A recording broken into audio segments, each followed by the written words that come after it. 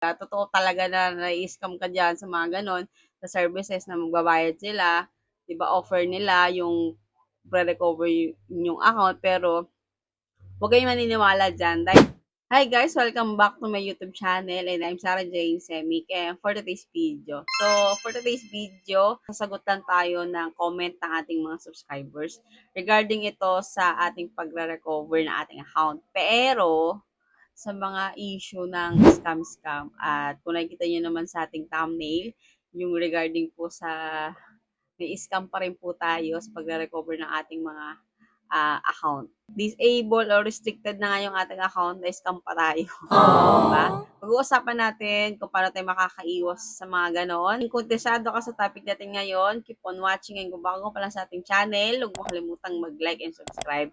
And click mo yung bell para updated ka na nga sa mga video i-upload ko. And simulan natin agad pagkatapos ng aking intro.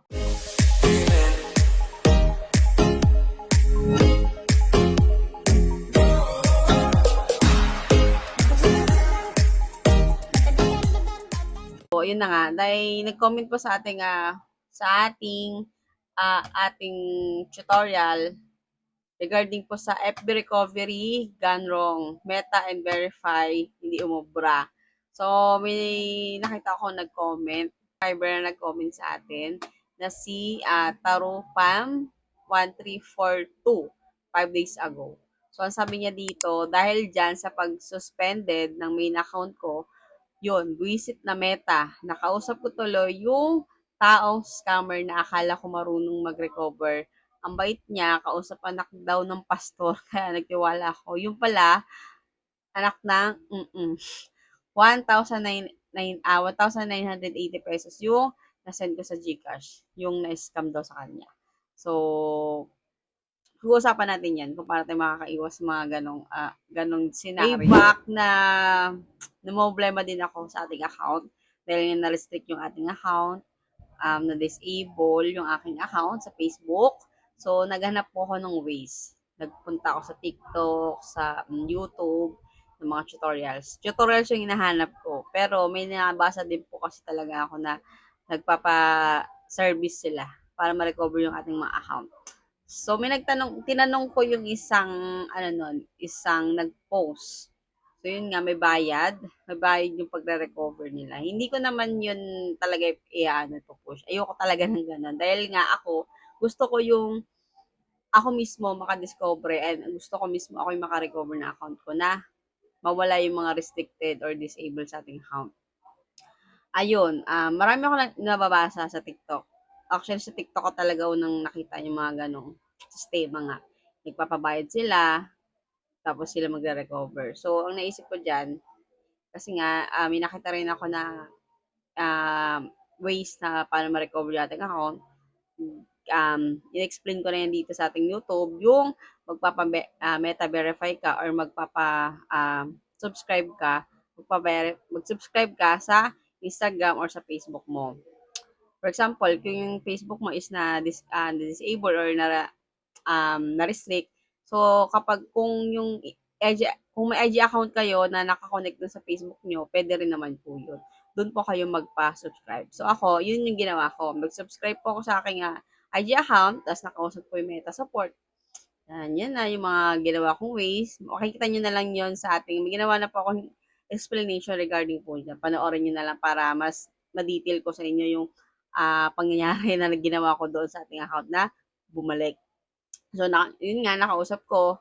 So, ang nakikita ko dyan, sa mga nagpapabayad, yun yung ginagawa nila.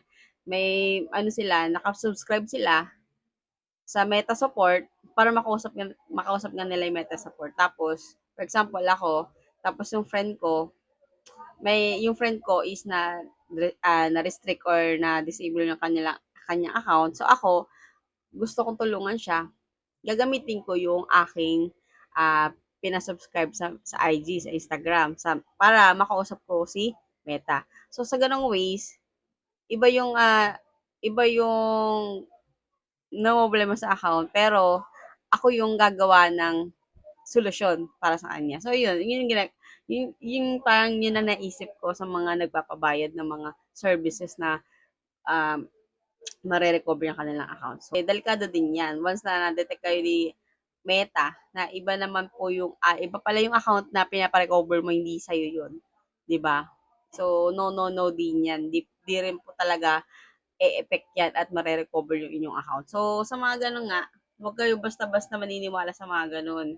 Ang gawin nyo is make your own research. Kayo mismo ang gumawa ng ways para ma-recover yung inyong mga account. Sa aking Facebook, sa aking TikTok, marami po nagpi-PM po sa akin na gusto nila i-recover ko po yung mga account nila.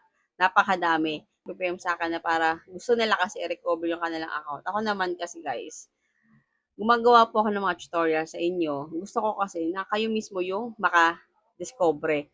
Or gusto ko kayo yung matuto para sa susunod, pag hindi mo naman masabi na ah, maano kayo ulit, na-disable, ma-restrict, alam niyo na yung gagawin niyo, 'di ba? Kaya ako nagpapaliwanag, nag-explain at gumagawa ng mga tutorials regarding po sa pag-recovery kasi gusto ko kayong matuto ng kayo lang, 'di ba? Hindi naman sa ayoko kayong tulungan. Kaya kaya nga ako gumagawa ng mga tutorial. 'Yun yung ways ko para matulungan kayo.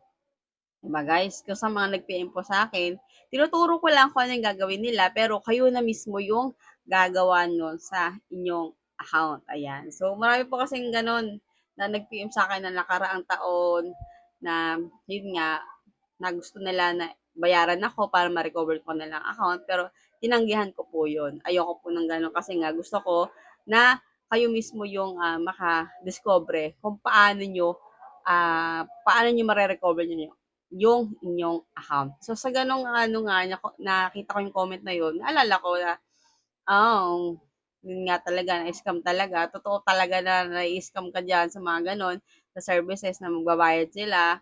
Diba, offer nila yung pre-recover yung account, pero huwag kayong maniniwala dyan dahil nga sa preview sa content ko, din-explain ko na kayo na mismo yung makaka-recover ng sarili yung account. Kung wala pong username, email na connect sa inyong account, mahirap na po yan. Kasi hindi naman tayo IT expert. Kahit na IT tayo or may pinag-aralan tayo sa mga technology niyan. Pero iba pa rin po kasi talaga kapag si Meta. Kasi nga Facebook and Meta lang talaga yung makakasagot niyan. Kung i-recover niya yung ating mga account. Depende po sa problema ng ating account. Diba? Mahirap po talaga yan. Kaya ang sinasabi ko po sa inyo talaga lagi na alagaan nyo yung inyong account. Sumunod po kayo sa mga community standard ni Facebook para yung account nyo is malinis, smooth lang, di ba? Walang mga issue. Yun ang gawin natin sa ating Facebook account. So, yun lang. In-explain ko lang at gusto ko lang kayong malinawagan. Gusto ko lang kayong sabihan regarding nga dyan. Huwag kayong maniniwala sa mga ganun na nagpapabayad ng mga services para ma-recover yung inyong account. So, kaya nga tayo ulitin ko, kaya tayo may mga tutorial, gusto ko matuto kayo na kayo yung mismong makaka-discover kung paano mo mare-recover yung inyong account. So, pwede nyo ako i-message. Tanungin nyo ako kahit ano, regarding po sa inyong account. Pero, hindi po ako gagawa niya. Kayo mismo yung gagawa niyan. Your own.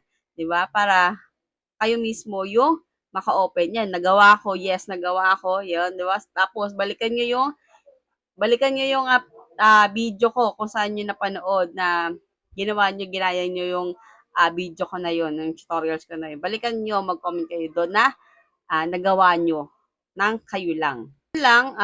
Yun, gusto ko sabihin sa inyo yun ng gano'n. Mag-comment ka sa ating comment section kung may iba pa kayong tanong. And kung restricted pa rin yung inyong account or din na disable, ayan. Gawa lang tayo ng paraan para bumalik yung inyong mga account. So, sinasabi ko ulit sa inyong para mabalik yung inyong account. Pero kasi depende po yan sa issue ng inyong account. Kung malala yung issue ng inyong account, yan, marami pong dahilan at napasakit po talaga yan sa ulo. 'Di ba? So, mag-comment ka sa ating comment section kung may iba pa kayong tanong or may iba pa kayong pwede nating gawin ng tutorials or mag-message kayo sa ating Facebook account para matulungan ko kayo sa inyong mga recovery Facebook. That's all for today's video. Huwag makalimutang mag-like and subscribe and click mo yung bell para updated ka na nga sa mga video na upload ko. And see you next video. Bye!